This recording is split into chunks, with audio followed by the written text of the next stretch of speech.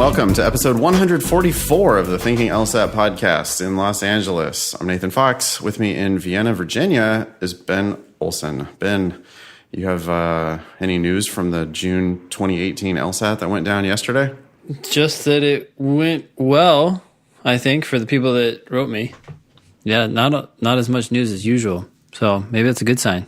It was weird yesterday, huh? It was eerily quiet. Which, I think is basically a good thing. The few reports that I heard were positive. Of course, I did today get a couple emails from people who were melting down, but the people who were melting down were just not prepared to begin with. So, no big surprise there.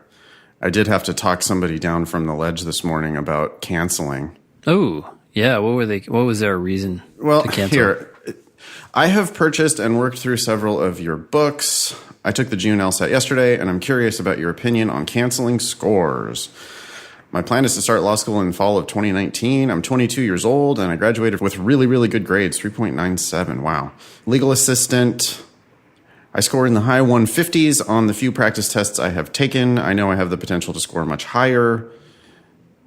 I do not think I did poorly on the LSAT. However, I do feel that I could have done much better. Should I cancel my score? One of the attorneys I work for has been putting a lot of pressure on me to cancel my score.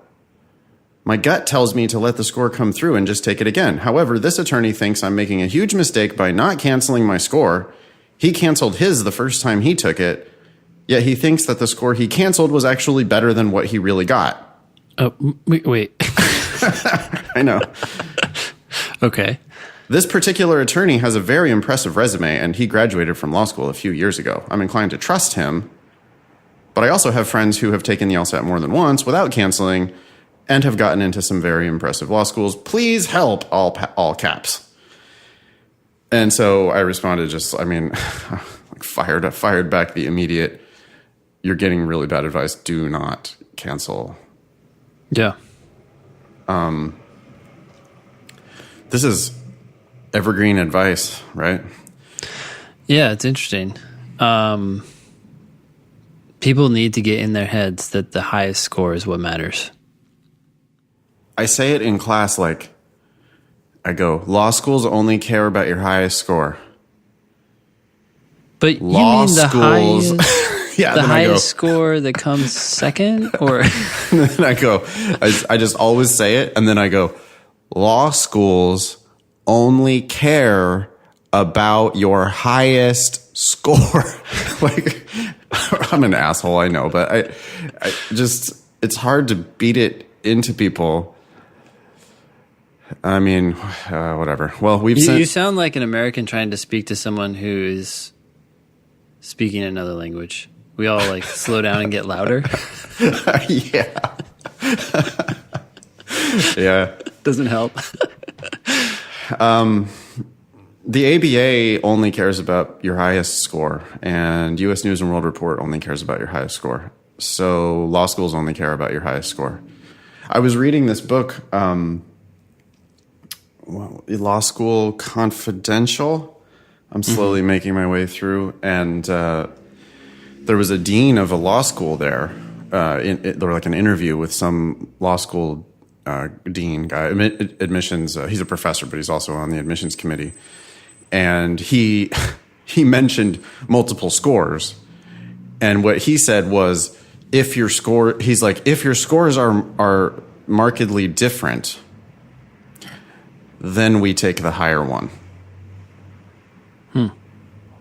Which means they just always take the higher one. I mean, what? So if they're the same, then we take then it doesn't matter. But if they're different, then we take the higher one. Basically, it was just, I don't know why they don't just say we look at the higher one. Yeah, it's like a holdover from the past or something. They're still trying to, I think, it's that word again. Obfuscate. For some reason, I can't say it. I should there's some neurons lost in my brain. They're trying to, cloud the way that they do their admissions process. Because the less you know, the more they can deny you without having to explain themselves, right? So it's confusing. They look at all the information. Of course, they look at all the information. But I think, it could be that. I think I think they also just want to make it seem more mysterious, like they want to make it seem more enticing and like a more complicated process than it actually is, right? They don't want to they don't want to make it like, hey, we look at your LSAT and your GPA. Yeah. And your personal statement to make sure you're not an asshole, a complete asshole or idiot. Oh boy. Have I ever? So sometimes I think people just don't believe. They're sort of like, yeah, but you have 2 scores on record. I've heard about schools averaging. They're going to see that information. Why wouldn't they average? And have I told you? I mean, of course you know this already, but have I mentioned this on the show about like how stupid it would be to take someone who has a 160 and a 170 and thus averages a 165 and not accept them because someone else has a 168 or something like that? Wait, what? No. So I said that a little fast. So let's say you or some dear listener is applying and they have a 160 on record and they have a 170 on record and they apply and they're all tied up in knots because they're like, well, wait, they might average my scores, which of course would be a 165. Yeah. Now, think about this from the school's perspective. If they averaged your scores, giving them effectively a 165 for you as a candidate, and then they compared you to someone who had only taken the test once and gotten a 168 or even a 167, and they say, aha, we're going to accept this 167 over this 165. Well, now they've just shot themselves in the foot because really they're giving up a 170er for a 165er. Or a 160, I'm sorry, a 167er. And so it's not in their interest to average even though they can. And they have all that data. It would be a stupid way to admit people. Right. If they do that, then they are dumb and you don't want to go to that school. For real. They would be lowering the prestige of the school. For the sake of some like principle, because at the end of the day, they're not going to report the 165 or the 160 or anything like that. That's what I'm saying. Right. To the ABA. They're just going to report the 170. Right. So, yeah. U.S. News. Yep. U.S. News. And on the ABA 509 report. It's right there on the 509. It's the highest score of each member of the incoming class. So, they would be, they're going to choose the 167 that they get to report and instead of the 170. They're not doing that. If they are, they're dumb. I mean, for real. Like, you don't want to go to a school where the people are that stupid. That would be a mistake, a strategic mistake on their part. And so it's mutually beneficial to like go ahead and I mean, not get accepted there. Not only that, like the principle. If they're doing it out of principle, that's a stupid principle to begin with. Like, no, we don't. No, we want people who just ace it right out of the box. We don't like it when people try again. No, we don't want persistence. Like what? No, no. Okay. Well, that's not happening. So anyway, all y'all out there, don't cancel your score, please. You might have done better than you think. Even if not, you need to get a score on record at some point. So you might as well just you sat for the test. You spent the whole Saturday and $190. Just go ahead and keep your score. It's fine. And these attorneys out there who are giving advice on law school admissions, oh my God, they just don't know anything. Nobody knows anything. No, they're in a silo of themselves, right? They're talking from their experience and what they think worked. Right. And it's hilarious that this attorney that we're talking about here is so strongly urging this poor girl to cancel her score, because he canceled his score. But he does think he scored higher on the one he canceled. That is so...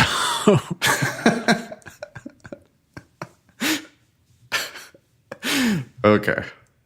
there's some bad advice out there. Today on the show, Speaking of agenda. we were supposed to do this teaser at the top of the show. We're going to remind everybody that we're having a weekend class in New York City in July. That's going to be July 14th and 15th. And I am super excited. I don't know about you, Ben. I'm looking forward to it. Oh, I so don't want to do this. I'm just kidding. Yeah, I'm super excited as well. Yep. Yeah, I think it's For anyone who doesn't know me, I want to be there. Sorry. It's fine. I'll bring enthusiasm enough for And I'll just tell everybody, what are we doing? What the hell are we doing here? You can go to thinkinglsat.com if you want to sign up for that. Materials are included. Sooner you sign up, the sooner you can get some materials and a bunch of assignments that you can do before the class. Those assignments are not required by any means, but you will get more out of the class if you get the materials and start doing some stuff before the class starts. So go to thinkinglsat.com and register now. We have a few emails. Say the price? It's it's $395. That's right. And the location has yet to be determined, but we'll figure that out as soon as we can. It will definitely be in New York City. Yeah, so. This is going to be New York City. It's going to be subwayable. It's New York. Subwayable. I like that. Okay. We have an email about people suing Halo Top. There's a class action lawsuit against Halo Top. We can talk about that. Oh, God. People are going to start thinking this is like an ice cream podcast. We have we have a very passionate email from one of my LA students who is vehemently in favor of doing untimed tests, or at least doing one untimed test. So we can kick that idea around a little bit, whether that's good or bad. And we have a bunch of other emails as well. Yep. One more. We're going to talk about a study on how to help yourself with anxiety for test day. Okay, great. That seems seems very useful. We have a podcast group it's a Thinking LSAT podcast group on Facebook, and there are now 529 members in that group. This week, they were talking about how they thought our personal statement service was $9.95. Oh my gosh. Wait, I need to go on Facebook, apparently. How many people actually thought that? I don't know. Somebody one person, and then someone else said, "Yeah, haha." No, someone did echo it, because I guess we had mentioned it on the last show, and we said $9.95. And when we said $9.95, people were like, "Oh wow, that's really nice of them." Oh wow, yeah, $9.95. Wow, that's really great. No, the service, and you can sign up for this as well on thinkinglsat.com. Not to just be selling stuff too much, but it's $995, and I will work with you to hammer out a theme, and Ben will work with you to make sure that the copy is clean. Is that a fair description? Yeah, that's a fair description, and of course, we'll be helping each other with both tasks. Yeah. To give you the best advice you can get. Yeah. And I guess maybe the $9.95 comes from the fact that the podcast is free, right? So they're going from free to, and they're saying, wait, $995? That sounds like a lot. But keep in mind, this was after reviewing an awful statement that someone had paid over $3,000 for. Right. And really, when you look for the good personal statement service packages out there, they're in the thousands of dollars. So we feel like it's kind of a deal. And you get both of us, as opposed to just one, no offense, but lackey at some of these firms. I mean, not everywhere. Some places are great, but anyways. Yeah, this was clearly just an employee of one of these big national consultancies. Mm-hmm. And the employee had rubber stamped a very poorly written personal statement. It was gross. And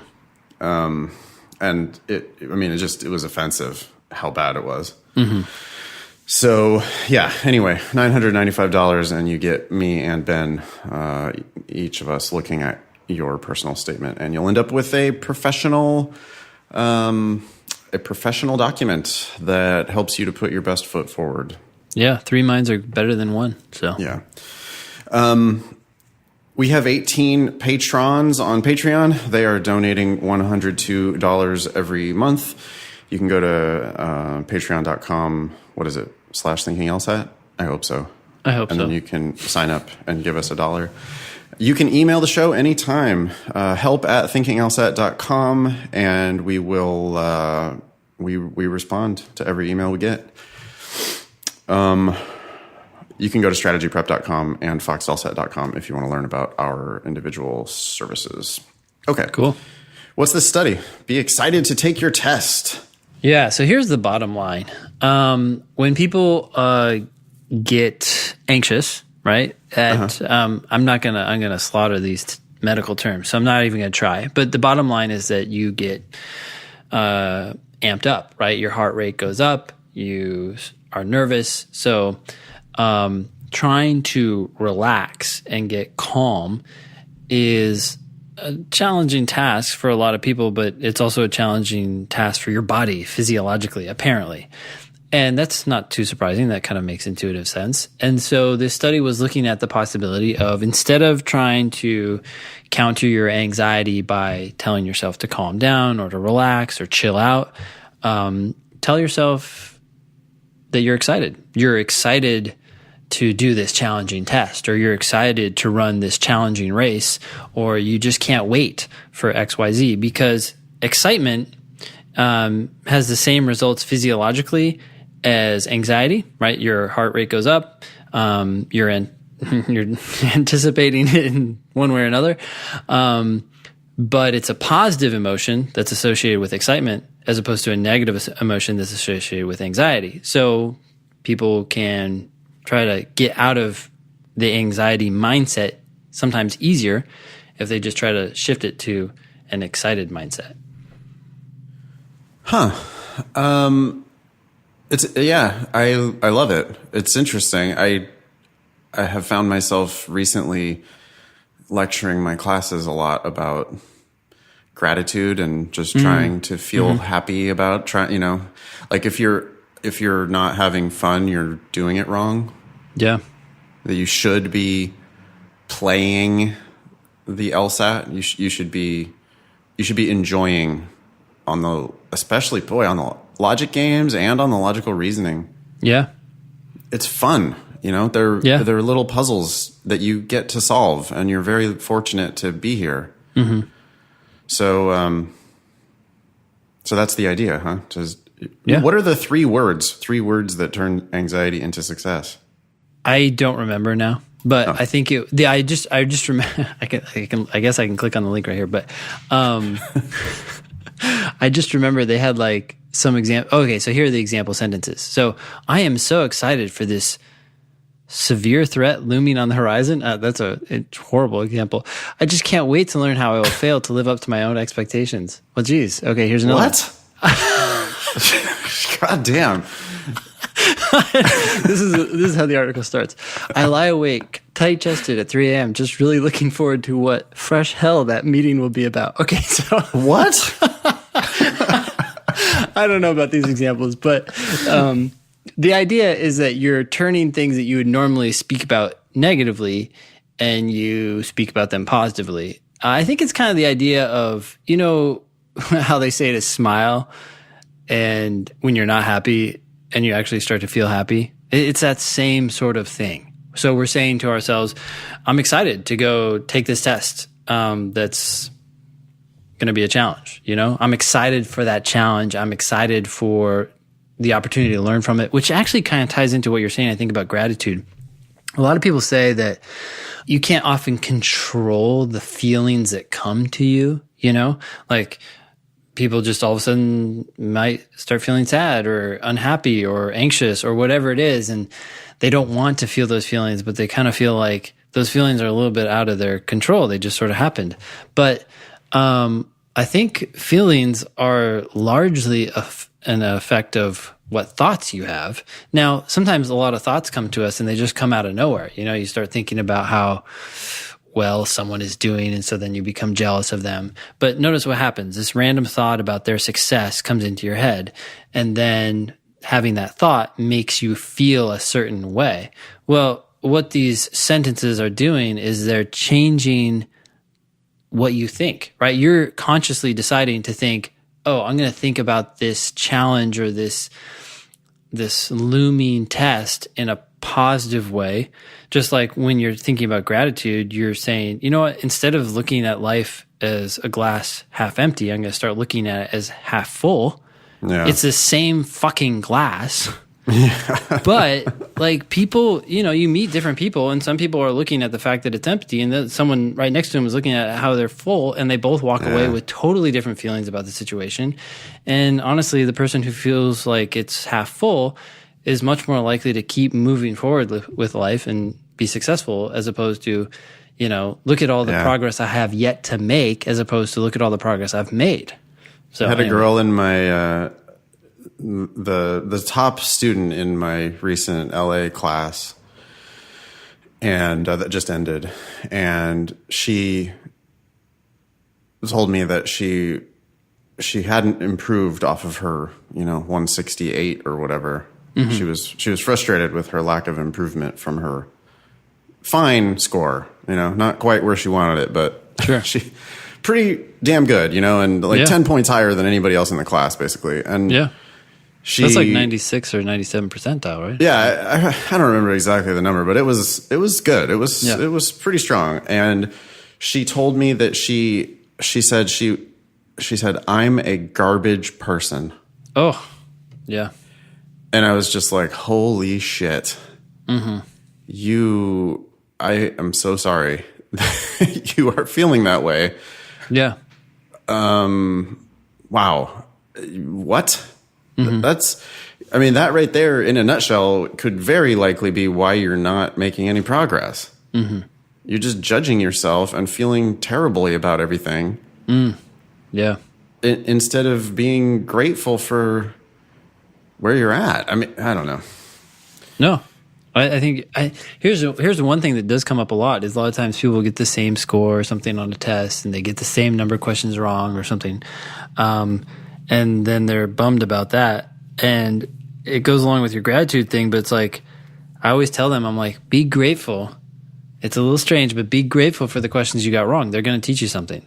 Yeah. And if you can be grateful for them, then you will go learn something from them. If you're not, if you are frustrated that you got them wrong and you're just walking away from the test and wallowing in your own misery, then you're never going to learn anything from them, and it's going to happen again.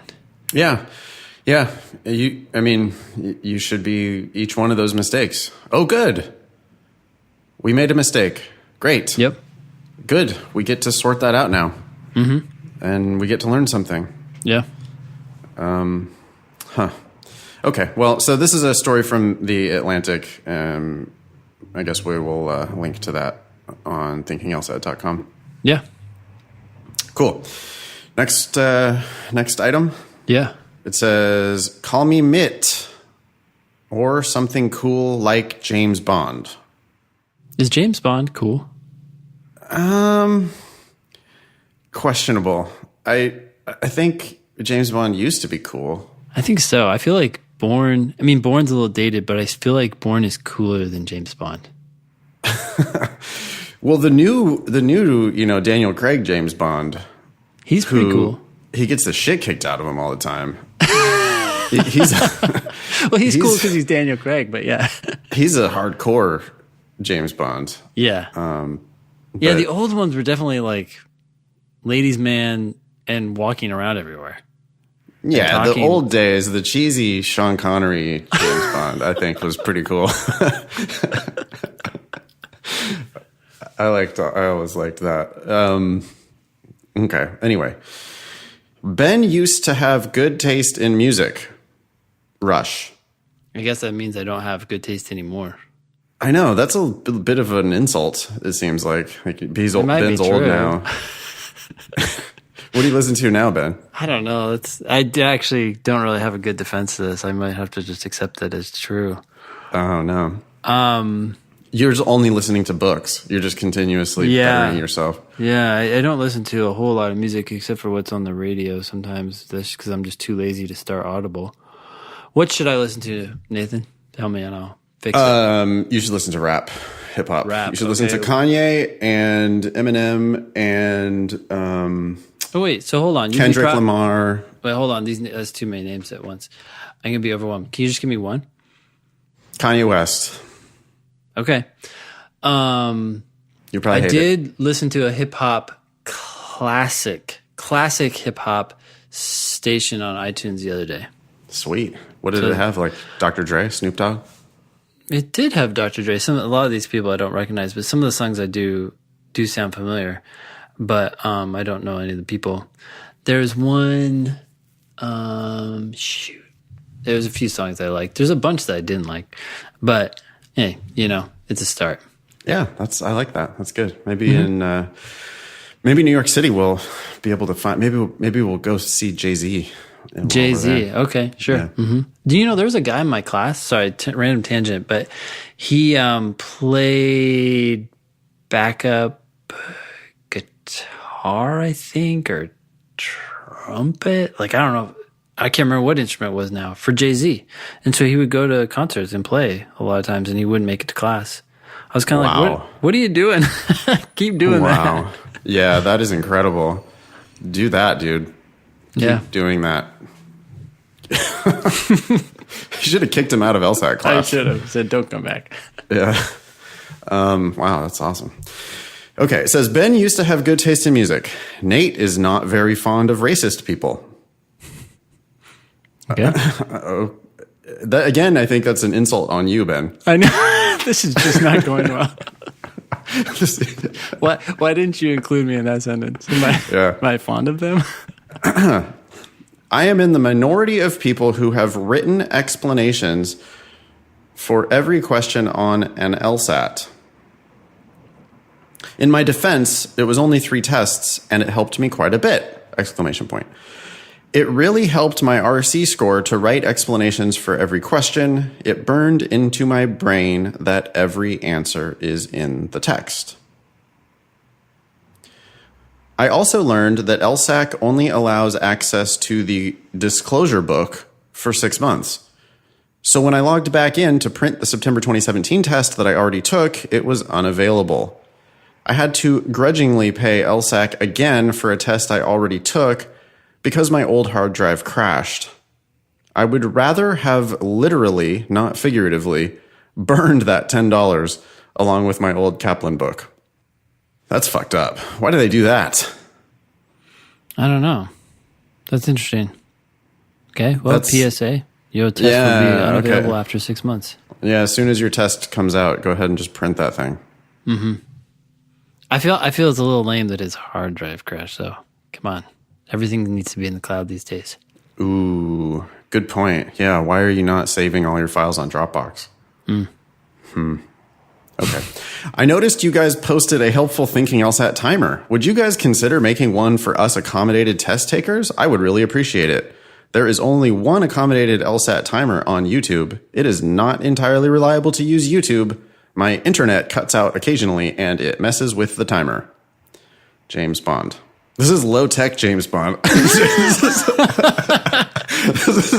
is James Bond before... James Bond, like, on dial-up. James, where are you? Where's Q? Q needs to come in and hook up James Bond with some new technology. Damn. Get a new laptop. Get Dropbox. Get a better internet connection. That's pretty funny. Oh, man. Well, and now I remember. This is why I put it at the top of the show, because we've already recorded one. And so it'll be coming out soon. Shit, yeah, we have. There's going to be a 53-minute timer, and there's going to be a 70-minute timer. Mm-hmm. But do you know what I was thinking about yesterday? We should just only make a 70-minute timer. Okay. And then if you listen to it on 1.5 speed, that'll be 53 minutes. And if you listen to it on double speed, it'll be 35. Oh, mind blown. That's the type of shit I think about. Yeah, we have to test it out, see if the double time is actually double time. I'm assuming it is, but... I would have no reason to doubt that it's double time. But maybe by double time, they just mean like twice as fast, which would be double time. But I mean, I don't know. Maybe there's like some conventional way of like speeding things up and it's not actually twice as fast. But Cool. Stay tuned. There's going to be there are going to be timers. Now that was a pretty cool thought, but we should combine that with your other thoughts and theories about how you wanted whales in the background or something like that. Oh yeah. Because I was mocking the other. There's this LSAT timer apps that are out there that like they'll put distraction noises in for you. People come in or they cough and it's just like over the top. Yeah. Chaos. So right, which is just ridiculous because if you're taking I don't know what kind of isolated sound booth you're taking the test in where there's no distractions at all. Yeah. You can always just go to Starbucks or, there's normal noise around everywhere, right? When you're taking your test. So I don't know that you need simulated test noise sounds. But, I did want to put in ours to have the option to turn on noises and have it be like, whale sounds or just something completely ridiculous in the background. Sperm whale communicating with their children, their offspring. Yeah, just like mariachi music or, like just a bomb going off, something, gunfire. No. Sorry. An explosion. Oh, yeah. An explosion went off. That's right. Okay, so those are coming. I did also super condescendingly, one of my students in San Francisco in the new class was asking me, I was mentioning the timer, and I was like, hey, we made this nice thing for you. Mm-hmm. And then the student was like he kind of irritated a little bit that I didn't give the episode number. Okay. Like, what episode is that? And I was like, I don't know. It's on the feed. I don't know. It's on the feed. It's on the website. What do you want me to do? Come on. Yeah.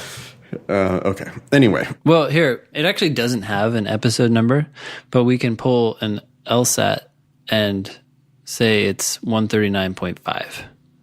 We're just kind of remember, because that sometimes, I don't know if people, has anyone ever done this? They've referred to the June LSAT as 51.2 or 51.5. What? Yeah, because the June LSAT comes between tests 51 and 52. So sometimes... June 2007, you mean? Yeah, sorry. Yeah, I don't know what I said. But the June 2007 LSAT comes between tests 51 and 52. So sometimes people call it 51.5. The Thinking LSAT timer, which is... it's episode 139.5? It's 139.5. For now, but there's going to be other ones, including 5-section and including accommodated. So there's going to be a whole bunch of stuff just appearing in the feed. Don't panic. It's just some LSAT timers that you can use or not use. That's right. And don't feel obligated to listen to them. Just be excited to go find them. Yeah. We got multiple emails about this lawsuit that's happening. Okay. Where people are suing Halotop. You want to read this? Sure. Apparently, this was sent from someone who subscribes to, quote, class action tracker, Halotop ice cream. That's pretty interesting. That sounds like an email subscription. Anyways, a class action lawsuit was filed against Eden Creamery. Eden.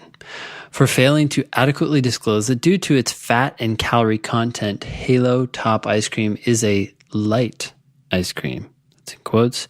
Plaintiffs also allege that the ice cream is marketed as, quote, all natural and containing, quote, no artificial sweeteners when, according to the plaintiffs, the product contains artificial and synthetic ingredients. I'm going to play devil's advocate here and say that the phrase all natural means pretty much nothing in today's marketing world. So I don't know if that's actually a valid claim. I'd be surprised. No artificial sweeteners. I mean, synthetic ingredients does sound suspicious, but I guess if you can find it, I don't know. Anyways, this is interesting. What do you think? Someone suggested that I... Oh, you joined the lawsuit, right? Yeah. Mm-hmm. That because I guess they don't have a plaintiff yet in California.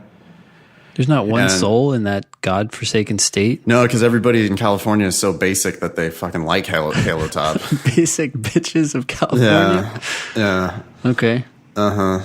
I had the most basic bitch morning. By the way, today I went up, I hiked up to the observatory, and then on the way down, I went to this place called Stamp Proper Foods, and it's like a very healthy place. And I had a salad. I had a vegan, gluten-free vegan salad for breakfast at 9:30 for like $20 or something.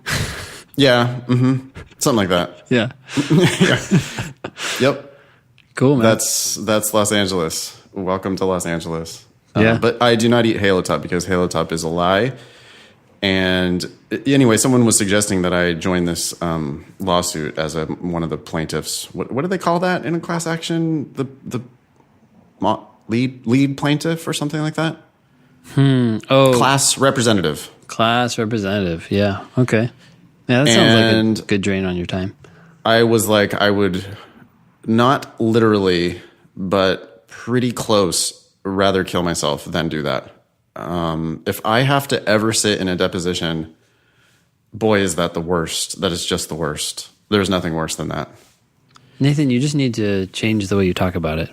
Oh, I need to just be optimistic about it? Yeah, you just need to say, I'm so excited to go into this grueling deposition that will completely destroy my life.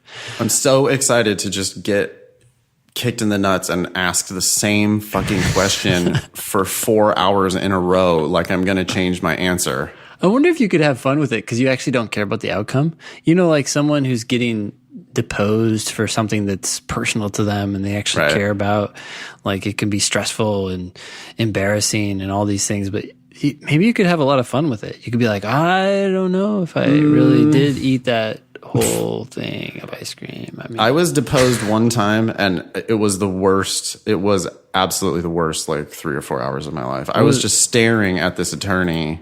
Yeah. And he just kept asking me the same, I'm not even shitting you, the same question. He asked me the same question 15 times. That's weird. And I'm just I'm like staring right in his face, looking at him, saying the same answer again. And it's like, what are we doing? Yeah. I said have to be 12 kidding kilos me. of marijuana. That's it. Do they do depositions in criminal trials? I don't think they do. Boy, is it so miserable. And I also was looking out the window and it was sunny. It was like a beautiful day outside. And I was just looking at the two attorneys in the room. Mm-hmm. And I was like, fuck you guys so much. You are going to do this every day for the rest of your life. And I am going to go outside and play after this is over. I am going out. I'm going to go out to the park. I'm going to drink a beer. I'm going to have a normal life and be a human being. And you're just going to be in here doing this. This is what you do. Oh my God. Just so awful. Oh, wow. Yeah. Anyway, I'm not an attorney. Okay. Yeah. Should we move on? Sure. This is from Jessica. Hi, Nathan and Ben. Love the podcast. Oh, by the way, I think this is that email. I love this email. Okay. It's so well written. Everybody take note. Wow. Hi, Nathan and Ben, comma. Love the podcast. I just heard today's episode wherein you mentioned that people need to suck it up and plan on taking the July LSAT, even if they may not need it after getting a grade score on the June exam. In looking at the LSAC website, LSAC says that people can withdraw from the July exam and get a full refund after getting their June score. Similarly, people who take the July exam can withdraw from the September exam after seeing their July score. I'm attaching a screenshot of the page where the policy is spelled out. That means people should definitely register for the July test at a bare minimum, if not both July and September, because you can in fact get that money back. It's virtually risk-free. Hope this helps get the word out. Thanks for the great podcast. Keep up the good work. Best, Jessica. I like it because it's clear, it's easy to follow. It's got transition words like similarly. It has transition phrases like in looking at the LSAC website. She sets out everything we need to know to get caught up on what she's going to talk about, says what we need to know, draws the bottom line for us so we don't have to think about it. I don't know. She also uses, this is a rare one. It says, LSAC says that. Most people cut. So a lot of people inject too many that's into their writing. And so that's, not good. And then people learn that they can cut out the word that. And so then they start cutting all of them. But it turns out that for clarity, you need some in there. And one common that we need comes after the phrase says or argues or claims or believes. And so she included it, and I liked that. She included it. I like that she has many short sentences in here. Yep. She has a couple fragments, but she can break the rules because she keeps all the others. Yeah, right. Starting off, love the podcast, which is not a sentence. Well, I guess it's an implied subject. Yeah. But still, it's basically a fragment. But you can do that when you are a good writer. Yeah. So, yeah, it is nice. As far as the actual advice that comes out of this, this episode won't come out until after the registration deadline has passed for the July test. Yeah. But you are going to be able to, if you're registered for July and you take the test in July, you are going to be able to register for September. And if you are happy with your July score and decide you don't want to take September, you can withdraw and get a full refund. Yep. Of course, you can always withdraw, but in this case, they're actually going to give a full refund, which is nice. We were complaining that they weren't doing that, and they decided to do it. Yeah. So maybe somebody inside the fortress, the LSAC fortress, is listening to us. So you think it was correlation or causation? I think definitely we should take 100% credit. Yeah. I think it's a fully causal. I don't think Do you think anyone has ever listened to our podcast inside the LSAC fortress? Do you think we've penetrated the walls? The sanctum? Yeah. I don't know. So part of my problem with the sanctum is I don't know how big the sanctum is. I get the sense that it's very small. I don't feel like there are very many actors within the sanctum. Yet they do a lot of stuff. So there's got to be people somewhere. I just don't know how many of them are contractors. I feel like there's just a few players that always interact with the outside world. So it makes me think that there are not many players inside this holy sanctuary. Yeah. I think you could be running a fairly tight ship over there. At least as far as head count in a very staff bloated way. Like, I'll tell you what they don't have. They don't have a big editorial staff on those emails that they send out. Which is probably why it's a small group of, yeah, hey, Joey, you got to write that email today. Okay, I'll send it out. Yeah. Make sure we don't get sued, you dumbass. Make sure you just go ahead and send it out without reading it over once. You got to get back to no, I still remember when I first started this whole thing, this was before, this is going to sound bizarre, but this was before Amazon sold all of LSAT materials through its website, or at least the vast majority. So I had to order some books from LSAC directly, and I did. And they came in a large box. It was probably like 2 feet by 2 feet by 2 feet. I mean, a huge box. And in that box, I had ordered something like 6, books that were, this was back when we didn't have the green and blue book. So it was tests 29 to 38, book of 10. And so imagine a box that's 2 by 2 by 2. It's a huge box. It's like the size for, I don't know, a small, like a medium-sized printer. Anyways, with styrofoam all around it. But anyways, inside this box were these 10 or 6 books from 29 to 38. And it's like they were all destroyed. And I seriously, I just got the sense that whoever, was the one coordinating the royalties was also the person who was throwing books into boxes to get them shipped out. Anyways, so I was like, thanks a lot. And then I figured out that I could get some of those through Amazon. So that's what I started doing. But yeah, I've always had that impression that the person who's the receptionist is also, doing everything else, website maintenance and email updating and all that stuff. So it makes me wonder what the hell they're doing with all the money they charge people.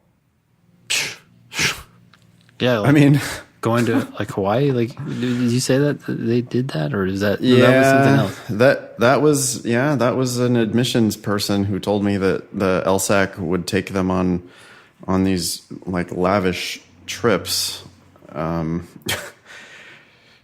So yeah, that could be one thing they're spending the money on. I mean, it's so much money. It's a lot of money. They get they make so much money. It's outrageous. It's on my calendar. I have to calculate my license fee for the year. Mm-hmm. But last year I wrote them a check for like $40-something thousand, and this year I'm sure it's going to be more. And it's like, huh? Yeah. What? No, I always blow the class away when I say I spend about as much or more on royalties than we do on rent in DC. In the middle of DC's like, high end. We're 1 block away from K Street, which is like all the lobbying firms, in America. Yeah.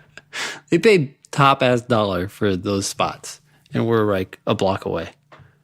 So and anyways, you pay more than that for royalties. For your LSAC royalty every to year. Newton, Pennsylvania. And we're just tiny, we're small potatoes, We're nobody compared to like how much Kaplan must be paying them every year. Kaplan must be paying them like millions. Yeah. Can't imagine. Outrageous. I don't know what's happening.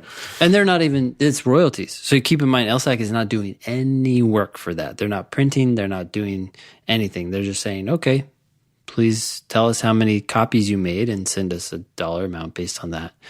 If there is someone listening, by the way, in the sanctum, please enlighten us. What's your day-to-day job like? Is it like The Office, the show, or is it worse? We would love to know. That would be cool. You want to dig into this untimed test thing? Sure. Okay, so this is a student of mine, again, from my LA class, and we had a couple drinks, and she was arguing with me about the value of doing untimed tests, and then she got home and sent me this email like at midnight, and it, because she's like a lawyer, Yeah. And it says, I have recapped my argument below for your future analysis / to prove that I am right. A brief argument for untimed scores. Top line, academic buoyancy, perceived control, and test competence. With a footnote to some study. 3 studies. I have not, that's one footnote for all 3 studies? I think so. Mm-hmm. Okay. Issue.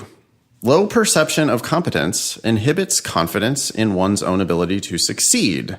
Timed tests are anxiety-inducing, which leads to a lower score, which leads to self-doubt, which leads to a higher probability of giving up. Hypothesis.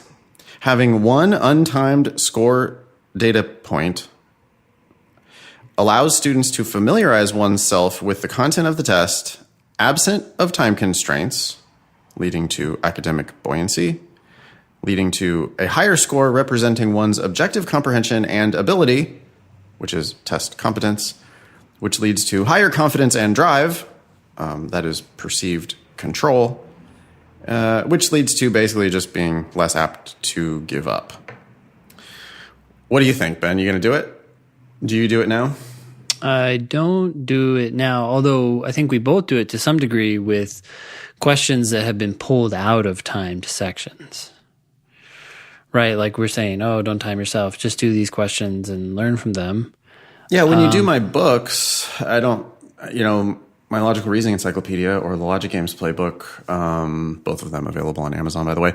When you do those books, I definitely don't want you timing yourself. Mm-hmm. I guess she's saying, though, that if you actually do a real test and do it untimed, then you will, of course, you're going to do better without the time constraint. And then you start to have a higher estimation of your own ability and then not give up.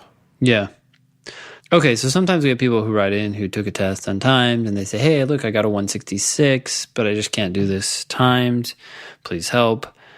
I think there could be some value there in changing the way they see themselves, seeing themselves as someone who has the potential to at least get these questions right if given extra time, and therefore they can separate sort of the questions that they're getting wrong because they don't understand it versus questions that they're getting wrong because they can't do it fast enough. I mean, time is an essential element of this, which is why we keep telling people to do these sections timed and to learn to ignore the time.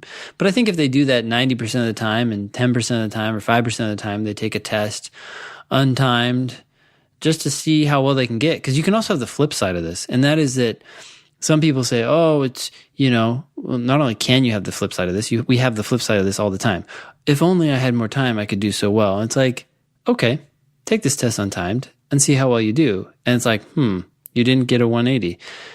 Maybe there's some things you need to learn, because even when you have all the time in the world, you're not getting the right answer. You're not choosing the right answer. You think this other answer is correct. So there's something that logically you don't understand. It's not just about the time. And that's something that needs to get into people's heads as well. So maybe this is a good solution to that. Take an untimed test. Don't do it very often, but take one and see how high you can get so you can feel better about yourself, get a higher score, but at the same time, realize that you're not perfect. And so you still have a lot of shit to learn because you had all the time in the world. You could have sat there all fucking day and you still got a 164. Yeah, I don't hate it. But my concern is that people will only do untimed tests, and that they will then, because we just hear all the time. Yeah. I've been studying for the LSAT for 3 months and now I'm going to start taking timed tests. Like, what? Yeah. Yeah. Mm-hmm. What? So I'm worried that if you do a lot of untimed practice, you're going to be learning skills that just aren't going to actually work during the time. Yeah. You'll, oh yeah, I can figure them out on the logic games. That's great. I mean, that is really good. Like you test every answer choice or something like that. Yeah, right. Exactly. Yeah. I'm worried that people they're not going to have confronted with, okay, here's what the actual time feels like, which then, hey, you're going to need to come up with some different ideas about how you do these games. Like, brute forcing it and testing every answer choice is not going to get it done. Within the time constraints. I'm also concerned that people will flip out when they do time themselves. People who don't do timed practice then freak out on the day of the test. It's and then they race the clock when they do have a timer. And I mean, make no mistake, the LSAT is a timed test. There will be a proctor there running a timer. Yeah. And if people, it's like they stick their head in the sand. They refuse to do that. And then, shocker, when it actually happens, then they freak out. So one of the reasons why I emphasize timed sections so much, and I just do it in my class constantly, is that I want to try to desensitize people to that. What if we gave people a rule? No more and okay fewer than one untimed test for every 5 timed tests. Yeah, I would say less than that, but yeah, I get your point. 1 per 10 or something, like 1 at first, but then you got to start timing yourself. I think I for the first one, I'd kind of like them to do it timed. I think it's better to throw them in the deep end and then pull back than to be like. She's saying the opposite of that. I mean, from the very beginning. Yeah, because which is another word for beginning. Well, what she's saying is I do see this all the time. I had a student in class in San Francisco this last weekend who was, I could tell that she's like a medical professional. Okay. She's like a nurse or something. She studied sciences in school and she just completely ate shit on the test. On the LSAT. It was her first one. She hadn't had any prep at all. And I think she just freaked out. I think she just lost her mind. Yeah. And scored 130 something. And, I get it that it would be a shame if that's because of that you start to, hey, you have anxiety, you start to doubt yourself, and you give up. I mean, that kind of sucks. I guess my counter argument even to that is I kind of want people to give up. Yeah. I mean, law is not the right play for half of the people who I see, it's just there's so many people that shouldn't be on this road. Yeah. So and I'm sorry, like, I get people accuse me of just like being an asshole, but I'm just trying to be realistic. I just don't, many people, I mean, for sure, half of the people who sign up for a typical LSAT class are just not going to be lawyers. Mm-hmm. So if it is going to cause you this anxiety and you're going to freak out and you're going to give up, maybe that wasn't the right avenue to begin with. Yeah. I don't know. Am I an asshole, Ben? Let's go on to the next email.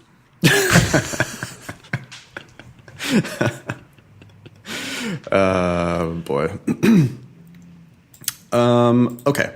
So that's an interesting, I would like to hear from people. I mean, email the show, help@thinkinglsat.com. Tell us your thoughts on untimed tests, whether they're good or bad. Yeah. But, the real deal is going to have a timer on it. For the record, I would say that you're not an asshole, at least in this regard. You're helping people. I think that's good. I think it's an asshole to lie, right? And make people go down a path that's ultimately going to cost them thousands of dollars and buttloads of debt so they can become a glorified barista. Yeah, I can't take people's money and feed them into this meat grinder. I feel like it's my responsibility to say, hey, let's be honest here, that most people who go to law school don't end up practicing law. Yeah. So do we have the numbers on that actually? Well, I don't know. I mean, I just anecdotally, but if you take like an average law school like Hastings, it's got to be like roughly 50% or something. Yeah. I mean, their bar passage rate's not even 50%. Mm-hmm. So, and hey, maybe they'll retake it and end up practicing. I mean, but people fail the bar. People give up before, they graduate and don't even take the bar, or they take the bar and fail, or they pass the bar and get a job, or, can't get a job. That's very common. Mm-hmm. Or they pass the bar, get a job, and hate it and quit and do something else. Yeah. Super, super common. Super, super common. What's up with Arizona Summit going out of business? What? Is that a law school? Yeah, that was news this week. ABA actually took accreditations away from a law school. Ooh. The ABA has teeth. Yeah. Baby teeth. I guess I might as well look this up now. I just read a couple of headlines about it, but yeah. Arizona Summit loses accreditation approval, which may be a first for an operating law school. It's an effing law school, a for-profit school, which I don't care about. I don't think there's any difference between nonprofit and for-profit schools. Okay. Unless, am I wrong about that? What difference does it make? It costs the same amount of money. The money's going somewhere. Yeah. I don't know. Maybe nonprofit are under more oversight. I don't know. It's just, I don't think that they're benevolent because they are technically a nonprofit. Yeah. Yeah. If they're charging you $50,000, they're charging you $50,000. I don't know what difference it makes, what their corporate structure is. But anyway, they were placed on probation in March of 2017. Was this a school that was complaining about that because that threatened the viability of their marketability? Oh, duh. Yeah, I don't know. Apparently they, according to the ABA, did not comply. I mean, according to the law school's 509 report for 2017, its median LSAT score is 148 and its median undergraduate GPA is 2.81. Yikes. Arizona Summit's bar passage rate for July 2017 was 20%, and its February 2018 pass rate was 19.8%. Yikes. Full-time tuition at the law school is $45,000 Holy cow. So you can pay $45,000 to not pass the bar. to have a 1 in 5 chance of passing the bar. That's awful. Again, not because they do a bad job of educating you. I'm sure they probably try their hardest. But when you have a 148 LSAT score and an undergraduate GPA of 2.8, you are a long shot to pass the bar exam. Yep. No, their sin or crime or whatever you want to call it took place the second they said, yes, please come to our school for $45,000 and we have no problem with that. Yeah. Fraud might be a word. Yeah. I mean, right. So here the ABA now, I mean, finally is saying, sorry, y'all are not. It's funny because what is the point of accreditation if you're never going to take accreditation away? You know what I mean? It's like people are going to pat the ABA on the back here for protecting consumers. But what about all of the other shady law schools out there that the ABA continues to rubber stamp? Yeah. Well, I think, some could argue that they prevent schools from ever forming and coming into being that would be nefarious and fraudulent. But yeah, I don't think the evidence suggests that they've done enough at all. They might have kept some out, but they need to keep a lot more out. It's hard to, yeah. I mean, it's hard to, it seems like a hard decision. Students just need to be more realistic. I mean, you need to look at the 509 and you need to figure out the outcomes, the likely outcomes. And, if you think you're going to go to law school with a 2.8 and a 148, hey, some people will become successful. Far more will fail. Yep. So, if you can get a full ride with your 2.8 and your 148, then more power to you. But if you're going to pay $45,000 a year with those numbers, that just seems like a potential disaster, a likely disaster. Yeah. Okay. Where were we? I don't know. This argument for untimed sections. Oh, yeah. Okay. Email us and let us know what you think about the untimed sections. I don't know how the hell the disaccreditation came up. One more email? Yep. This is from E, as in the letter. GPA addendum. Coming to college from a... Oh, wait. Okay, so E apparently wants us to read this addendum and then comment on it, I guess? Yeah, which we apparently are doing. I don't know. Okay. I didn't know we did that, but we'll see. Yeah. For addendum reviews, that's going to be $9.95. As in $9.95. All right. So this is what her GPA addendum says. Thank you, E. Coming to college from a different country, adjusting to the new environment, and learning of my mother's diagnosis with breast cancer in the fall of 2015 caused a setback in my academic performance. Okay. All right. So this isn't... let's keep reading. We can come back to it. But I would say that's a really heavy sentence. Aside from the content. I have so many complaints. Yeah. Okay. Let's get through the whole thing. How about that? We'll get through the whole thing and then we'll rip it up. Okay. Yeah. We'll see if we can do that. Yeah. Challenge for us. I'm going to make disappointed noises in the background, but you can go ahead. Okay. I'll keep reading. I'll try to ignore them. So she says, coming to college from a different country, adjusting to the new environment, and learning of my mother's diagnosis with breast cancer in the fall of 2015 caused a setback in my academic performance. As a result, my grades from fall of 2013 to fall of 2015 are not indicative of my abilities. In the spring of 2016, despite my mother's passing while I was away on a study abroad trip in Italy, through hard work and dedication, I completed the semester with good grades. In the spring of 2017, I earned a 3.7 GPA while taking upper-level classes, which demonstrates my academic potential. I have developed intellectually in the past 4 years, and I hope I can be afforded the opportunity to prove that I am tenacious, hardworking, and prepared for any challenge that law school will bring. Mm-hmm. All right. So what would you say the core argument here is? Bottom line, the most fundamental point? I got bad grades and I want you to ignore them because of too many reasons. Yeah. Or like, yeah. The thrust of your argument, I mean, is it your mom's breast cancer? Yep. You undermine your own argument there by talking about your study abroad trip to Italy, by the way. Yeah. I mean, why are you what? You're studying, you're going to talk about your mom dying of breast cancer and also mention that you were studying abroad in Italy at the time. I mean, that is not the case you want to make.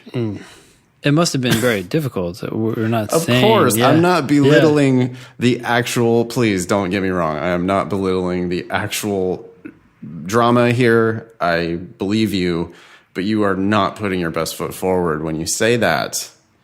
Your reader naturally is going to be like, oh, wow, you must have really been shaken up while you were gallivanting around Europe. Yeah. It creates a total different image. It's like, oh, wow, these are tough. You come from a different country. You have to learn this new environment. Wait, you're studying abroad in Italy? Wow, you have a privilege or an opportunity that most people don't have. Right, totally. You gotta leave that part out of that. Yeah. Holy shit. What is it? Are you bragging about your trip to Italy, or are you complaining about your mom dying of breast cancer? Which took place after. That doesn't make sense either. Grades. I mean, I understand that your mother's diagnosis with breast cancer was in the fall of 2015.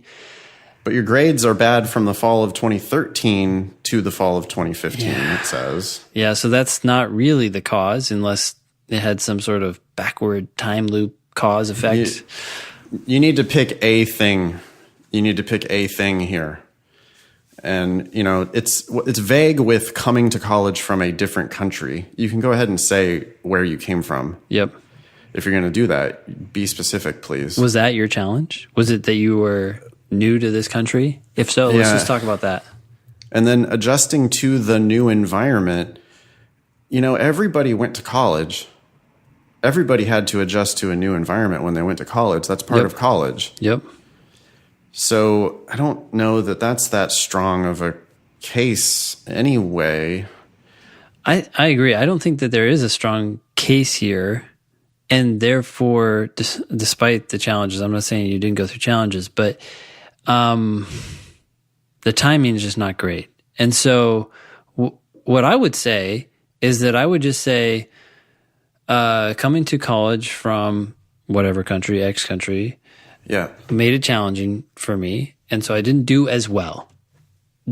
Don't say that you did really badly. Say you didn't do so well. And then, but I did better once I started to figure out how, because your grades went up. You don't really need much of an explanation. I don't know that this GPA addendum is that necessary. I think I would just use it to say, I think I would still write it, but I would just say, hey, look, things were hard. I figured it out. This is what my GPA is from this point on. So they don't have to do the calculation for you. Right. And now you've given them another number to float around in their head. And that's the 3.7. Yep. And you're advocating. You're taking a fact and you're using it in your favor. You're pointing out that you had a 3.7 after whatever certain point. What do you think? Oh yeah, go ahead. Sorry.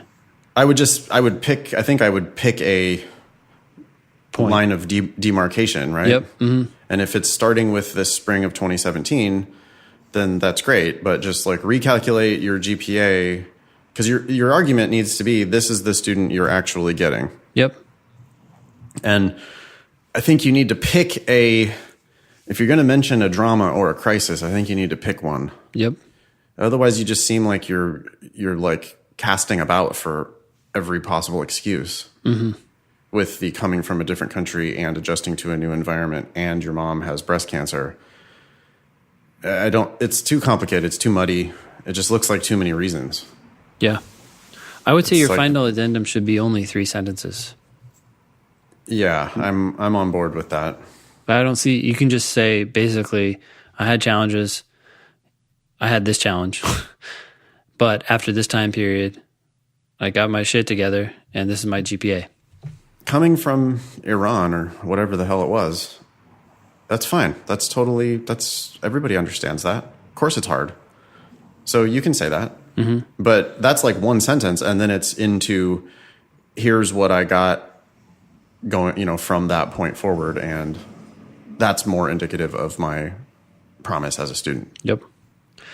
What do you think about the very close here? No, horrible. So this is a classic example of telling as opposed to showing. I have developed intellectually in the past 4 years, and I hope I can be afforded the opportunity to prove that I am tenacious, hardworking, and prepared for any challenge that law school will bring. They just have to take your word on it, and no one takes your word on it. And it's nothing about you. It's just life. No one cares. If I said to you, I am the best swimmer in the world, you should have me on your swim team. You'd be like, cool. Do you have any times? Do you have any races that you've won? Why are you telling me that, Ben? It doesn't do anything. Yeah, absolutely. 100%. It's just amazing how much telling there is instead of showing. People love that. They just think they need to have adjectives and adverbs and like just describing themselves. No one wants to hear you describe yourself. We want to hear what you did. Yeah.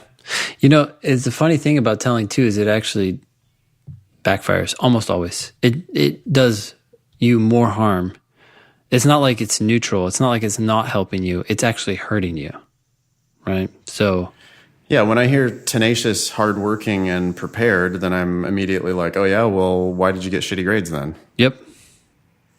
I don't want to believe you when you're just saying it.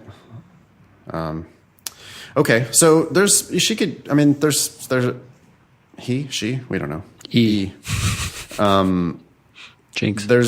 There is something to work with here, but it needs to be tightened up, and it needs to be much more factual, and you need to pick a complaint and state it very briefly, and then immediately get into what you're the good stuff, right? I mean, that's the whole point. You need to be putting your best foot forward here. Yep. So it's just recalculate.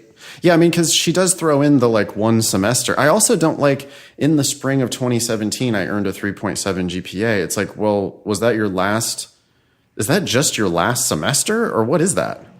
Yeah. Why you're only talking about one semester? Immediately I'm going to think, oh, well, can I see your transcript from fall of 2017? Yep. What happened then? Did it go back down?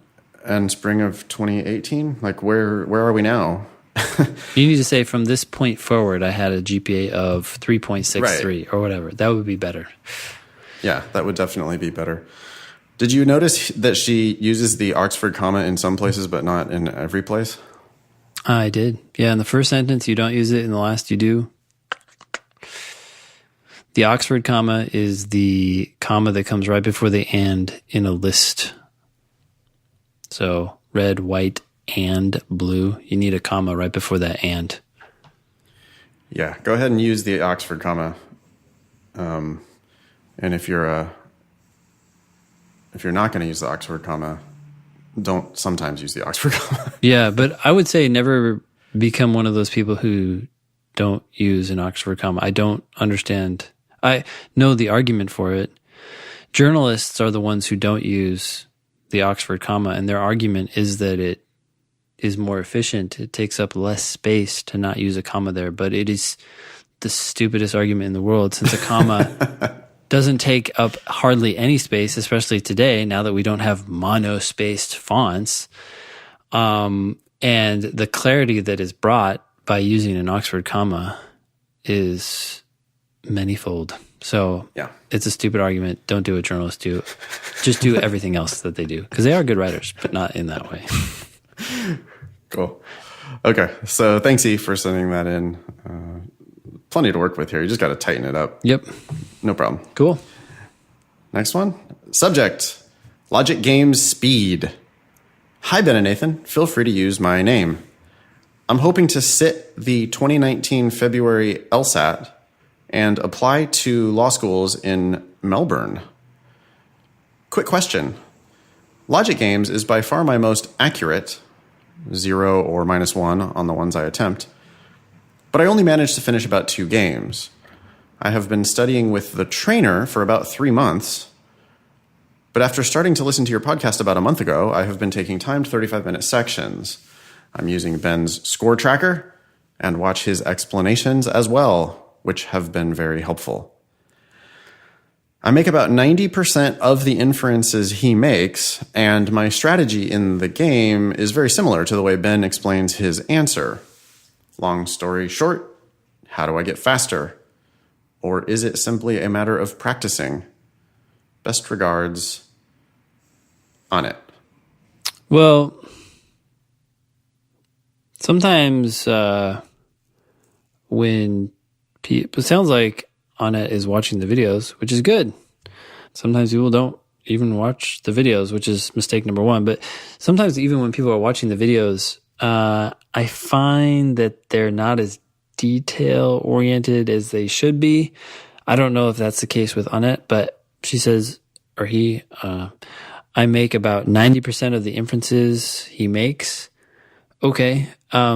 Of the 10% that are left, are you taking note of them? Are you trying to figure out what you didn't do or what you did do that prevented you from making those last inference or inferences? Yeah, that final step frequently saves you 5 minutes. Yeah. It goes to a 14-minute game goes to 7 minutes. Just the other day, I did a game. It's the one about the photographer's assistants. Oh, yeah. And you can do 3 worlds for that game, and it is over in 5 minutes total, the entire game. Yeah. And most people spend good 12 to 16 minutes on that game just walking around in circles. Yeah. And when you show them the 2 steps, really, there's 2 key steps that most people miss, seems to me, at least in class. And they're like, well, wait, I missed that. And they're all bummed about how they missed that. The real question, the discussion I like to have in class is like, okay, well, what did we do right before we made that inference that led to that inference? It's a small thing, but look, I wrote this variable right next to this slot. I didn't know where it went, but I knew it had to be in one of these slots. And by writing it here, I could see that one of these was taken, and that made it obvious that these other variables had to go somewhere else. And then they're like, oh, yeah, okay. But how many people are not doing that little thing in their diagram that makes something so obvious, but in another case, it's not obvious? And so I think you might need to do a little more investigation and say, okay, well, what happened right before we made that inference as a class, to figure out whether you're doing that, whether you're playing around with the game in your head enough, whether you're writing the rules down in the diagram enough. A lot of times people make verbal annotations of rules, which I just find mind-blowing. You need to make this as visual as possible and just think about what's it mean for the diagram, not what's it literally saying. Because we're not so concerned about the text, we're more concerned about the ideas behind the text. So, yeah, I don't know. That's my suggestion. And continue practicing. Yeah, lots of practice. I mean, sustained effort of just a little bit every day. I always like to beat up my own work ethic. You know, I'd never consider myself to be like a really hard worker. Yeah. But when I was prepping for the LSAT, I sucked at the logic games, and I did them every day for a while. I mean, it probably was 4-6 weeks, something like that. But I was doing games every single day. Yeah. Like maybe an hour every single day. Mm-hmm. That adds up, you know, and eventually it clicks. We get a lot of these requests like looking for tips. Mm-hmm. Mm-hmm. Well, but what else should I do though? You know, and it's sort of like, do all that. Yeah. I don't know. Yeah. You have my Logic Games playbook, or you have access to, you know, this online class with hundreds of Logic Games explanations in there. Yeah. Do the games, struggle with them on your own, crash and burn, and then get some help via the videos or whatever it is. And then just repeat that process until you get where you're going. Yeah. Probably stop like worrying about time. You know, it's not about going fast. Mm-hmm. There's something slightly telling here, I think, which is, you know, Logic Games is by far my most accurate 0 or -1. finishing 2 games. I wonder if that -1 is sometimes, -2, like missed one on this game, missed one on that game. That's not good. That's actually that's bad. Yeah, in games you should know you're right. You should just literally not pick an answer until you know for sure that it's the answer. Yeah. I want you to, if you have to spend all 35 minutes working on the first game, so be it. I just don't want you to miss any of those questions. And tomorrow, maybe you'll be able to go a little bit faster, but I want you to remain committed to the idea that you're just going to be figuring them out. You just have to figure it out. Do your work, figure it out, get them right, and then move on to the next game when you're done. Yep. So, yeah, but Annet's doing a lot of good stuff. Doing your score tracker is obviously a good plan. 35-minute sections is a good plan. Sounds good. Yeah. Hoping to sit the 2019 February LSAT. Yeah, it's, for some reason I totally missed that. That's far away, and it's a weird test to be shooting for, since it's not going to help you with this cycle, so you must be looking to the next cycle. Waiting for the last one before the deadline, potentially. Which is a bad plan. Although, I don't know anything about Australian law schools. That's true. So it could be definitely different in Australia, but I'm wondering why you're not looking at potentially an earlier test. I mean, we got September and November of this year. I hope you're not just waiting to just one shot and done in February. Then again, who knows? Maybe Australian law schools really do only want you to take it once. But so here's a tangent. How many people in Australia listen to the podcast, I wonder? I don't know. We should get some emails, though. We should. I want to go to Australia. So if you're in Australia now and you're willing to let me crash at your place, let me know. Because I want to go to Australia. I've always wanted to go. I guess people call it down under, right? Like it's down there. But I want to come down there and see what it's like. That shit's super far. Although everyone there is like prisoners, right? Isn't that what it is? Prisoners and descended from prisoners, yeah. Yeah. And there's also super scary animals there. I mean, it's like the most frightening place. Okay, well, good. There's scary, scary shit. Scary spiders and scary snakes and everything. Yeah. So I'll go there for a short time. That's the plan. Cool.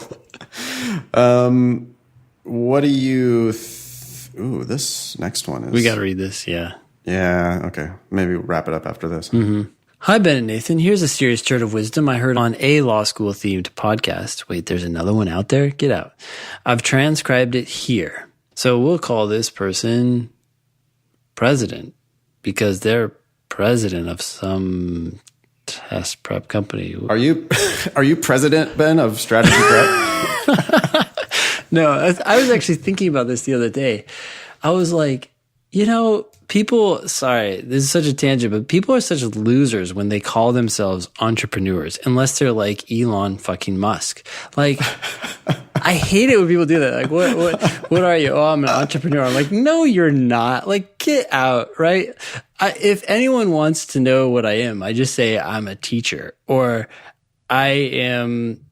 If push really comes to shove, then fine, I own a small business. But I'm not the CEO. I'm not the president. I'm just a teacher who happens to have ownership of the company. That's funny. That is funny. Anyway, so this president apparently says, quote, "Time can separate the scores. Everyone would score closer to each other if it were an untimed exam. So the key to the exam is to put down an answer and not break the flow." Okay. This is an axiom for all standardized exams. Sticking to any one question is never smart. Rereading is not advisable unless you're going back to the passage to cross-check an answer or seeing if the answer fits semantically. When you're moving through the exam, the idea on the LSAT is that difficulty is a mystery. These sentences so far are a mystery. She continues, you need to keep moving because the question that lies ahead may be easier than the one you just solved. Let's continue reading this lovely argument. There is no other exam where finishing is more important. Oh my goodness. What? Most other standardized exams are very open about where the difficult questions lie. They lie at the end. The exams are progressive. That's the ETS system used on the SAT and the GRE and those kinds of admission tests. Anyways, over in the LSAC, because the test makers, among other things, want to weed out people that have assumptions because that's a bad thing for a lawyer should be somewhat objective and not read into things. What kind of sentence? They want to weed out against assumptions. Well, this was not written. This was transcribed from a podcast. Yeah, fair enough. Yeah. But still, let's be critical. They want to weed out against assumptions. And one way to, I guess, they do it is they scramble the difficulty of the exam. Oh, my goodness. Wait. Vomiting commences. What is going on here? What do you say, Nathan? Thank you, Katie, for sending that in. That is a turd. That's a giant turd of wisdom. That's completely false. The logic games clearly get more difficult as you go deeper into the section. I can't think of a single test where game 3 and game 4 are combined are easier than game 1 and game 2. Mm-hmm. Yeah. Of course, there will sometimes be a difficult game 2 or an easy game 3 or easy game 4 or, let's face it, sometimes they're all easy. Yeah. But there's never like game 1 is just an absolute killer. Yeah. And logical reasoning, it's just, come on. Is this like really... It's hard to tell if this is even serious because the logical reasoning, the first 10, 100% of the time, the first 10 are easier than the last 10. Yeah. And yeah, you can point to a question number 24 that's really easy. And I will then refer you to tons of question number 24s that are the hardest question on the whole test. So they get harder. They get harder as you go deeper into the section. I mean, the one place where this maybe isn't true is on reading comp. I'm not sure that the passages get harder as you get deeper into the section. Yeah. But on the logical reasoning, it's just obviously getting harder as you go. Like there'll be one question in the first 10 that's maybe even difficult at all. Yeah. And by the time you get to 15 and beyond, there will be several difficult questions there. Yeah.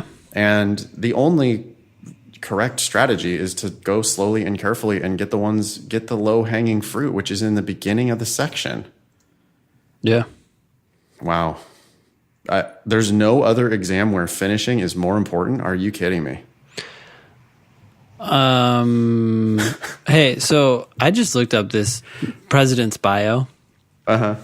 And she says something that's funny because we were just talking about showing rather than telling. Uh-huh. But I'm afraid to quote it because this is like so searchable. So maybe I won't quote it. Can you paraphrase it? President refers to herself as the most knowledgeable LSAT instructor in the world.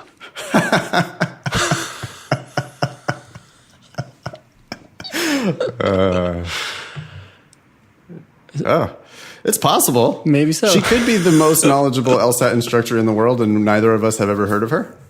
It's a possibility. I guess it depends on what that knowledge is referring to, because it could just be of the LSAT instructors in the world, she is the most knowledgeable of them, and that could be all sorts of knowledge, scientific knowledge. She could be knowledgeable about a lot of things, but she's not knowledgeable about the LSAT. But of the LSAT instructors in the world, she is the most knowledgeable. She's probably more knowledgeable than me about almost everything. Yeah, but I think not you're right. the LSAT. I agree. I will ask her other questions. But anyways, wow. Sorry, I just had to read that. Happy Monday, Katie. Oh wait, am I reading this one? You're reading this one. I was reading this one. That's fine. We wrapped it up. What do you think? Did we give them their money's worth? Every time. Every time.